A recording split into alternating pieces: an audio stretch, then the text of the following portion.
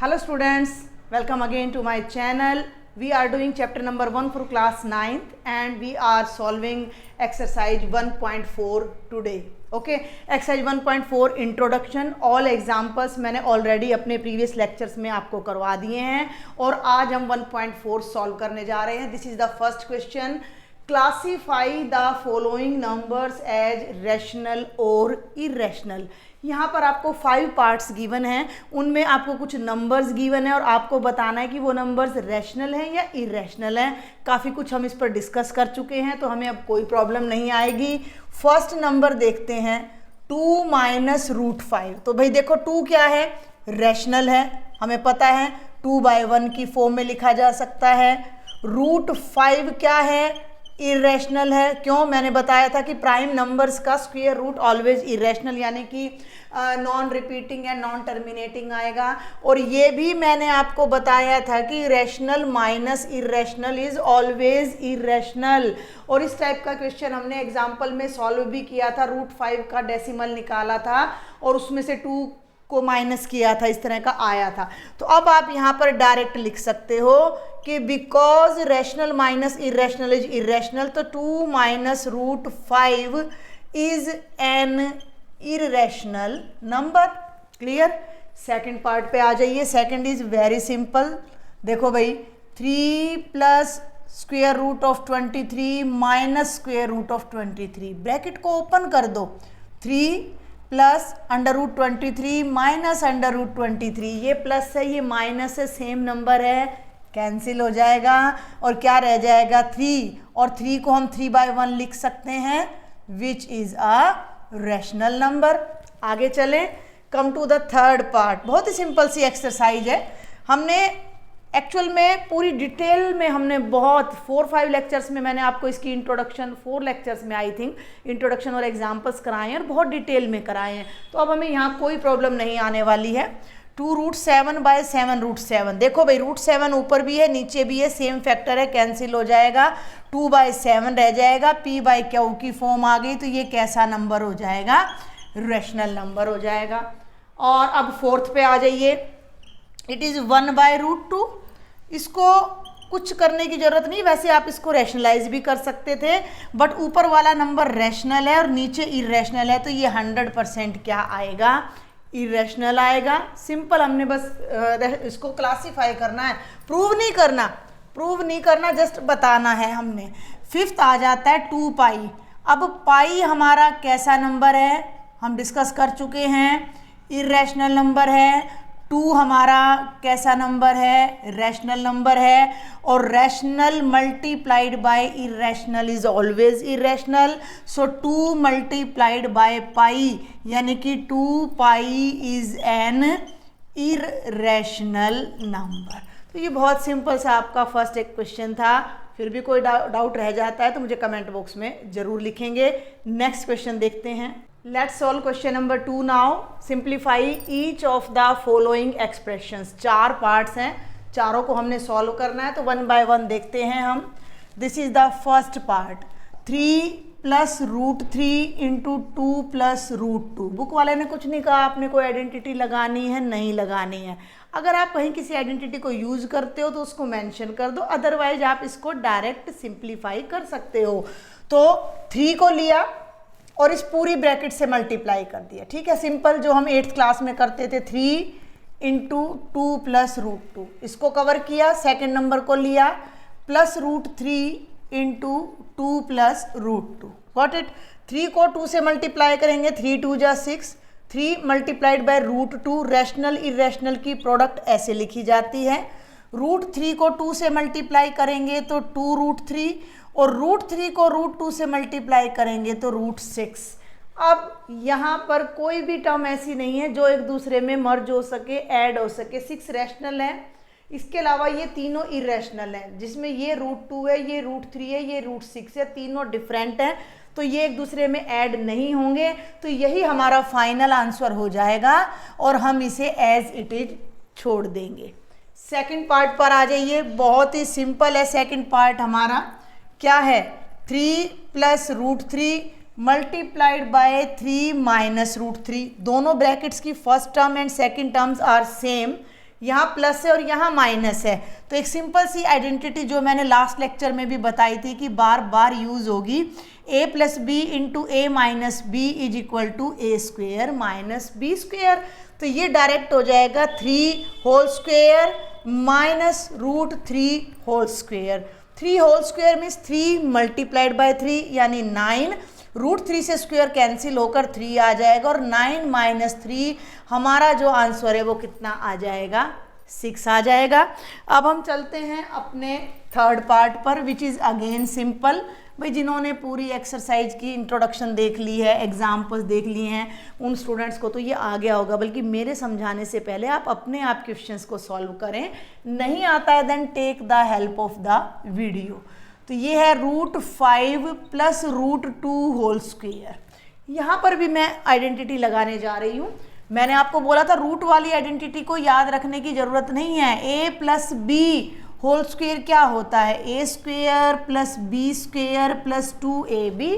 तो हम रूट 5 को a की तरह ट्रीट करेंगे, रूट 2 को b की तरह ट्रीट करेंगे and then we will open the bracket. तो ये हो जाएगा फर्स्ट नंबर यानी a यानी रूट 5 का स्क्वेयर, सेकेंड नंबर रूट 2 का whole square, 2 multiplied by root 5 root 2। देखो भाई रूट से स्क्वेयर कैंसिल हो जाएगा 5, रूट से स्क्वेयर कैंसिल हो जाएगा 2 और रूट की टर्म्स मल्टीप्लाई हो जाती हैं और डिवाइड हो जाती हैं। तो 2 5 2 जा 10 रूट 10। अब ध्यान देंगे 5 plus 2 we can add them, these are rational numbers.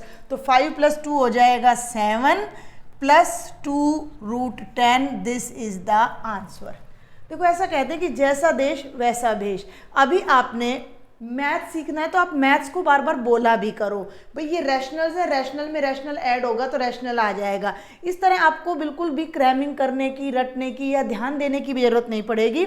Automatically आपके माइंड में फिट हो जाएगा कि रैशनल्स और इरेशनल्स आखिर हैं क्या, ठीक है ना। तो बोला भी करो उनको साथ साथ, बार बार मैथ्स की लैंग्वेज में इनको यूज़ किया करो। चलें लास्ट पार्ट पर आ जाए। फोर्थ वन अगेन हमारी वही आइडेंटिटी रिपीट होनी है, root 5 minus root 2 multiplied by root 5 plus root 2। First number same, second same, यहाँ माइनस है यहाँ प्लस है, वही आइडेंटिटी घूम के लग जाएगी। a minus B into A plus B is equal to A square minus B square. तो ये हो जाएगा root 5 whole square minus root 2 whole square, cancel 5, root से स्क्वेयर कैंसिल 2, 5 माइनस 2 कितना आ जाएगा 3। बहुत ही आसान से क्वेश्चन थे, आगे बढ़ते हैं। Let's solve question number 3 now. अब मैं ये क्लियर कर दूं पहली बात कि जो क्वेश्चन नंबर 3 है वो एग्ज़ाम के पॉइंट ऑफ व्यू से बिल्कुल इंपॉर्टेंट नहीं है, कभी भी आपसे एग्ज़ाम में नहीं पूछा जाएगा। ये जस्ट एक डिस्कशन है जो थोड़ा सा हम यहाँ डिस्कस करेंगे और देखेंगे कि ये क्या पूछ रहा है। ये कहता है recall pi is defined as the ratio of circumference of a circle to its diameter. ये कहता है कि अभी तक जो आपने पढ़ा है उसमें आपको ये कहा गया है कि पाई किसी भी सर्कल की सर्कमफ्रेंस और डायामीटर का रेशियो है, ठीक है। ये बात मैंने भी आपको बताई थी कि आप जितने भी सर्कल्स बनाओगे उनकी सर्कमफ्रेंस की लेंथ को जब उनके डायामीटर से डिवाइड करोगे तो every time you will get a certain value, और उस वैल्यू को मैथमेटिशियन ने जो नाम दिया वो उन्होंने पाई दिया। मैंने ये भी बताया था कि हम ज़्यादातर पाई को 22/7 के इक्वल मान लेते हैं, जो कि नहीं होता, ये इसके इक्विवेलेंट होता है, क्योंकि पाई की स्टार्टिंग की कुछ वैल्यूज़ और 21/7 की स्टार्टिंग की कुछ वैल्यूज़ इक्वल होती हैं, जबकि ये रैशनल है और ये इरेशनल है। ये बातें हम डिस्कस कर चुके हैं। अब ये थर्ड क्वेश्चन में क्या कह रहा है कि pi is defined as the ratio of circumference to the circle, यानी कि पाई c/d हो गया। ये कहता है this seems to contradict the fact. Book सामने रख लेना, बड़ी थी स्टेटमेंट तो मैंने लिखा नहीं। This seems to contradict the fact that pi is irrational. भाई कॉन्ट्राडिक्ट क्यों करता हुआ दिख रहा है, वो भी अभी बात करते हैं। How will you resolve this contradiction. ये कह रहा है कि भाई पाई को तुम कह रहे हो कि c/d का रेशियो है और रैशनल नंबर भी हमने आज तक यही पढ़ा है कि भाई पी बाय क्यू की फॉर्म में होते हैं, तो ये भी फ्रैक्शन हो गया और ये भी फ्रैक्शन हो गया, तो इसको तो रैशनल होना चाहिए, जबकि हम शुरू से ही इसको इरेशनल लेके चल रहे हैं, तो ये तो कॉन्ट्राडिक्शन आ गई। किस बात पे कॉन्ट्राडिक्शन आ गई? रैशनल नंबर की डेफिनेशन पे कॉन्ट्राडिक्शन आ गई। इस कॉन्ट्राडिक्शन को तुम कैसे रिजॉल्व करोगे? एक्चुअल में कोई कॉन्ट्राडिक्शन है ही नहीं। रैशनल नंबर की डेफिनेशन को रिमाइंड करो पहले तो। रैशनल नंबर की डेफिनेशन क्या थी? पी बाय क्यू हो, पहली बात। दूसरी बात, क्यू नॉन जीरो हो। और तीसरी बात, पी एंड क्यू इंटीजर्स होने चाहिए, इंटीजर्स होने चाहिए। यहां बुक वाला ये नहीं कह रहा कि सी और डी इंटीजर्स हैं। सुन रहे हो मेरी बात को? कोई गारंटी नहीं है भाई। देखो ये कह रहा है, आपको क्वेश्चन समझना है, जल्दी से फिर फटाफट से सुने। ये कहता है कि पाई को हम शुरू से इरेशनल लेके आ रहे हैं। दूसरी तरफ हम ये कह रहे हैं कि पाई सरकमफ्रेंस और डायामीटर का रेशियो है। रेशियो वाले नंबर रैशनल होते हैं। शुरू में मैंने रैशनल नंबर की यही डेफिनेशन बताई थी कि जो नंबर्स रेशियो की फॉर्म में लिखे जा सकें वो रैशनल होते हैं। तो ये भी तो रेशियो की फॉर्म में है, तो ये भी रैशनल होना चाहिए। इधर तुम इरेशनल कह रहे हो, इधर रैशनल कह रहे हो, दोनों अलग अलग बातें हो गई। तो ये समाधान कैसे हो? अब मेरी बात सुनो, वो जो रेशियो है ना वो इंटीजर्स की है, तो सी और डी दोनों को इंटीजर होना पड़ेगा for pi to be rational. अगर हम पाई को रैशनल कहते हैं तो C and D must be integers, है ना। और डी जीरो नहीं होना चाहिए। चलो डी तो जीरो होएगा भी नहीं, क्योंकि डी जीरो हो गया, डायामीटर जीरो हो गया, तो सर्कल ही एग्जिस्ट नहीं करेगा। अब ये कहता है कि सी और डी इंटीजर्स होने चाहिए। अब डी तो हम मान लेते हैं भाई इंटीजर हो भी सकता है। मान लो मेरा कोई सर्कल है, उसका जो रेडियस है अगर वो 1.5 भी है तो डायामीटर तो 3 हो जाएगा। भाई रेडियस 1.5 है तो मेरा पूरे का पूरा डायामीटर कितना हो गया? 3 हो गया। डी की वैल्यू 3 हो गई। अब ये सरकमफ्रेंस कैसे मेजर करोगे? 2 पाई आर से मेजर नहीं करोगे। 2 पाई आर तो पाई पे डिपेंड कर रहा है, और पाई पे ही लड़ाई चल रही है कि पाई रैशनल है या इरेशनल है, तो हम ऐसे मेजर नहीं करेंगे। और मैथमेटिशियन ने भी कैसे मेजर किया था? उन्होंने इसको मान लो कट कर दिया, कट करके इसको लंबा किया और उसको किसी स्केल से या किसी डिवाइस से मेजर किया, मापा इसको। ठीक है, अब ध्यान से सुनना मेरी बात को। मैंने इतना ही थ्रेड लिया, इसको मैंने कट किया, कट करके मैंने मेजर किया। अब मैं मेजर कहाँ करूँगी? मैं किसी स्केल पे मेजर करूँगी। अब सुनना मेरी बात ध्यान से। 1 2 3 4 5 6 7 8 9 10। बहुत ध्यान से समझना इस बात को। बहुत सिंपल सी बात है, कुछ भी नहीं है, ऐसे बस ये टाइम वो कर रहा है कि बच्चों को देखते हैं कितना दिमाग ये लोग खर्च कर सकते हैं। अब मैंने इसको कट किया और खोला तो मेरा यहाँ तक आ गया यहाँ तक। अब इसको कैसे मेजर करोगे?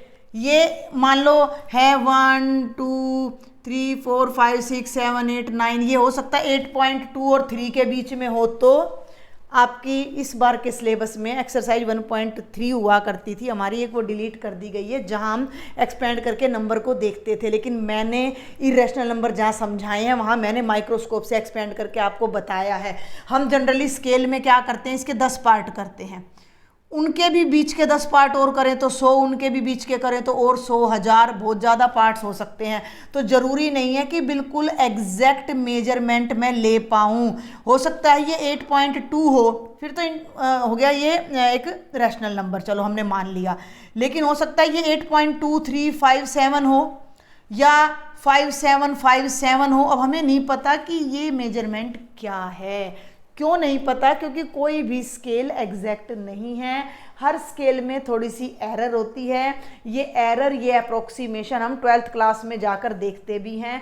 ये स्केल हमने बनाया है, लेकिन हमें नहीं पता कि एग्जैक्ट ये 8.5 आएगा हर बार की बात कर रही हूँ। हो सकता है 1-2 सर्कल ऐसे आ जाएं जिनमें आपको ऐसी कोई मेजरमेंट मिल जाए। तो यहाँ पर लॉजिक क्या बनता है कि जब भी हम सरकमफ्रेंस को किसी स्केल की हेल्प से या किसी डिवाइस की हेल्प से मेजर करेंगे तो वहाँ थोड़ी सी एरर ज़रूर आएगी, और हम ये गारंटी नहीं ले सकते कि सी इंटीजर होगा, सी रैशनल होगा या सी इरेशनल होगा। तो इस बात की कोई गारंटी नहीं है कि सी इंटीजर होगा, और जब सी के इंटीजर होने की कोई गारंटी नहीं है तो इस रेशियो के रैशनल होने की भी कोई गारंटी नहीं है, और पाई भी रैशनल नहीं होगा। ठीक है, तो ये बात आपने ध्यान रखनी है। C and D must be integers, but if we measure C with any scale or device, if we measure C with any scale or device, there will be some error। ठीक है, बात समझ आ रही है ना भाई? आपका स्केल कह रहा है कि 8.23 के बीच में है। अब 8.2 और 3 के, भाई चलो थोड़ा सा और बड़ा कर लिया, मान लो ये 8 है, ये 9 है, 9 को भी छोड़ दो, और बड़ा करो इसको थोड़ा सा, ये 8.1 है और ये मेरा 8.2 है, और यहाँ कहीं पर मेरी लेंथ आके ख़त्म हो रही है। तो अब ये कितनी है लेंथ, बताओ मुझे भाई? ये 0 से शुरू हुई और मेरी सरकमफ्रेंस की लेंथ यहाँ आकर रुक जाती है। ये 8.1 है और ये 8.2 है, उनके बीच में हम इस नंबर की गारंटी स्केल पर नहीं ले सकते कि कितना है। तो हम ये नहीं कह सकते कि C is always an integer, और जब C इंटीजर नहीं है तो C/D रैशनल कैसे हो जाएगा? समझ में आ गई बात? With some device there will be some error, so we can not say, so we can't say about we can't say whether C is an integer or not. We can't say whether C is an integer or not. So C/D is not surely a rational number। ठीक है, और जब C/D एक rational number नहीं है तो पाई भी एक रैशनल नंबर नहीं है। तो कोई कॉन्ट्राडिक्शन था नहीं, हमें ऐसे ही परेशान किया गया है और उसका लॉजिक मैंने आपको बता दिया है। फिर भी डाउट रहता है, do right me in the comment box. Question number 4 very simple, last video lecture में डिस्कस भी कर चुके हैं। Represent 9.3 on number line. आप अपना स्केल ले लेना, ठीक है, और उसी स्केल से आपने 9.3 सेंटीमीटर की लेंथ यहाँ लेनी है। मान लो इसका नाम है AB। ठीक है, एक ही क्वेश्चन है तो आप यहीं समझने की कोशिश करें। और B से 1 सेंटीमीटर और आगे ले लेना C, यानी ओवरऑल ये आपने 10.3 लेना है। लेकिन आपको पता होना चाहिए कि 9.3 कहाँ है। सीधा 10.3 मत लेना, क्योंकि हमें ये B पॉइंट की ज़रूरत पड़ने वाली है। चलें आगे। With the help of compass and pencil bisect the line segment AB। यहाँ कंपास रखा और ये मार्क किया, इधर कंपास रखा और ये मार्क किया, then you will get the midpoint of this line segment। ठीक है, उसको हमने मार्क कर लेना, बाकी का मैं रब कर देती क्योंकि यहाँ होच पोच हो जाएगा। ये मिड पॉइंट आ गया। इस मिड पॉइंट का आप कोई भी नाम रख सकते हो, M नाम रख सकते हो। यहाँ कंपास रखा, MA को रेडियस लेते हुए, भाई M पे कंपास रखा, A को रेडियस लेके एक सेमी सर्कल हमने ड्रॉ कर देना है। बिल्कुल सिंपल है, मैंने तो इसकी एक्सप्लेनेशन में टाइम लगाया था, सॉल्व करने में कोई प्रॉब्लम नहीं है। After that draw an angle of 90 degree, या एक परपेंडिकुलर B पे हमने ड्रॉ करना है। तो B पे आप D की हेल्प से एक लाइन बनाएंगे जो 90 का एंगल बना रही है। मान लो इसका नाम है BE। तो ये जो BE की लेंथ आई है, जो BE की लेंथ आई है, that is under root of 9.3। ये आपने कर दिया। अभी हमें करना क्या है, हमें इसको नंबर लाइन पे शो करना है। तो इतना ही अपना स्केल आप ले लेना। मैंने बोला था या तो उसको बड़ा करना, नहीं तो इतना ही स्केल आप अपना रखो। ठीक है, उसी स्केल से 1 सेंटीमीटर को 1 लेते हुए 0 1 2 3 4, ठीक है, 5 6 7 8 9 6 7 8 9। और अब आपने ये 0 है, इसको मेज़र करना है कंपास से BE को, और इसको 0 पर रखते हुए जब आप कट करोगे तो वो यहाँ कहीं, आइडिया भी लगा लो भाई 9.3 है, भाई 9 का अंडर रूट 3 होता है, तो 9.3 का अंडर रूट 3 पॉइंट समथिंग आएगा, यानी 3 और 4 के बीच में आएगा। तो उससे आपको रियलाइज भी हो जाएगा कि मेरा क्वेश्चन सही है या गलत है। तो इसको मेजर किया और इसको यहाँ पर कट किया और इस पॉइंट को कोई भी नाम दे देंगे P, और आप बता देंगे कि this is 9.3 square root, this point is representing 9.3 square root on the number line. Got it? Very simple. और अब हम जल्दी से लास्ट क्वेश्चन देखते हैं। इसके आप स्टेप्स ऑफ कंस्ट्रक्शन लिख लेना जैसे आपने बनाया है। लास्ट क्वेश्चन देखते हैं, and this is the last question of exercise 1.4। Rationalise the denominator of the following. बहुत ही सिंपल सा क्वेश्चन है हमारा। फर्स्ट पार्ट हम ले लेते हैं 1/√7। स्टेप्स याद रखना जो मैंने बताए थे। मैंने बोला था नीचे अगर सिंगल टर्म है तो उसी से मल्टीप्लाई करना है और उसी से डिवाइड। एक बार इस फ्रैक्शन को लिखो, multiplied by √7 and divide by √7। Numerator को न्यूमरेटर से मल्टीप्लाई करेंगे, √7 आएगा। √7 मल्टीप्लाई बाय √7, मल्टीप्लिकेशन हो जाती है स्क्वायर रूट में, तो 49 का स्क्वायर रूट। 49 का स्क्वायर रूट कितना होता है भाई? 7। तो √7/7 विल बी द आंसर, और हमारा डिनोमिनेटर रैशनलाइज हो चुका है। मैं इसको एक तरीके से और समझाती हूँ। आप ये देखो, √7/7 लिख रही हूँ मैं। जो 7 है ना नीचे, इसको मैं √7 का स्क्वायर लिख सकती हूँ, क्योंकि भाई स्क्वायर से रूट कट जाएगा। ठीक है।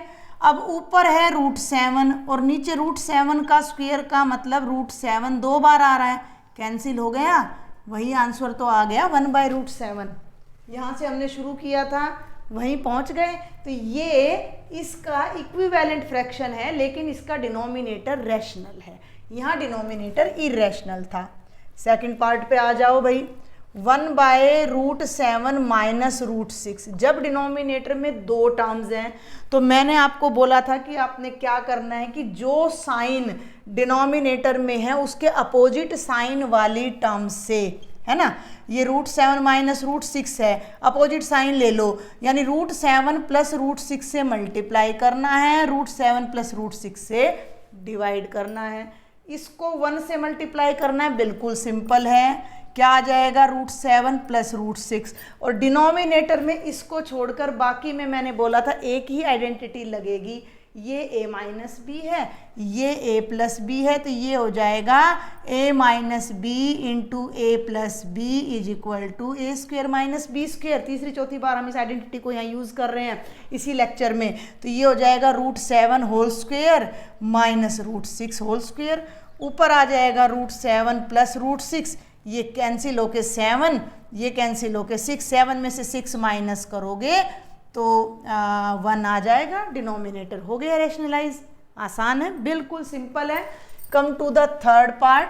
थर्ड पार्ट में भी अब हमने क्या करना है, आइडिया तो आपको आ गया होगा। मैं रब कर रही हूँ, तब तक आप पॉज करके अपने आप सॉल्व करें। बार बार मैं यही बात कहती हूँ कि these lectures are only as a help for you. अगर आपका डाउट क्लियर नहीं होता है तो जितना ज़्यादा प्रैक्टिस करेंगे उतना ही आपको परफेक्शन आएगा। ठीक है, चलें आगे। ये है 1/√5 प्लस √2। लिखो 1/√5 प्लस √2। √5 माइनस √2 से मल्टीप्लाई करो, √5 माइनस √2 से डिवाइड करो, इसको इससे मल्टीप्लाई कर दो, √5 माइनस √2, डिनोमिनेटर में वही आइडेंटिटी लग जाएगी, √5 whole square minus √2 whole square. ये हो जाएगा √5 माइनस √2, रूट है ना इधर, बिल्कुल है, ठीक है। और ये हो जाएगा 5 माइनस 2, √5 माइनस √2 डिवाइडेड बाय 3। ये हमारा आंसर आ जाएगा। And now we will solve the last question, last part of this exercise. Lectures अगर आपको हेल्पफुल लगते हैं तो भाई एक लाइक कर दिया करो, ठीक है, अपने फ्रेंड्स को शेयर कर दिया करो, और अगर सब्सक्राइब कर लोगे तो बहुत ही अच्छा रहेगा।